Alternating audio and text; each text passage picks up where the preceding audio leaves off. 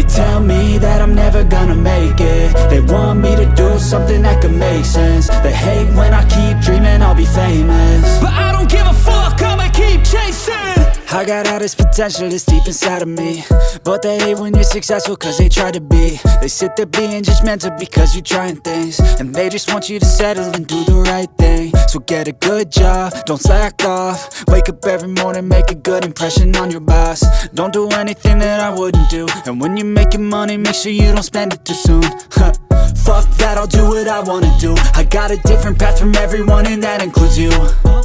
Who are you to tell me how to live life? In these times it feels like nobody's right, yeah. So I'ma figure out what else we succeed, and then invest all of my time into that and proceed. I need whatever the hell could make me happy, and I don't think you have a clue what could that be. They tell me that I'm never gonna make it. They want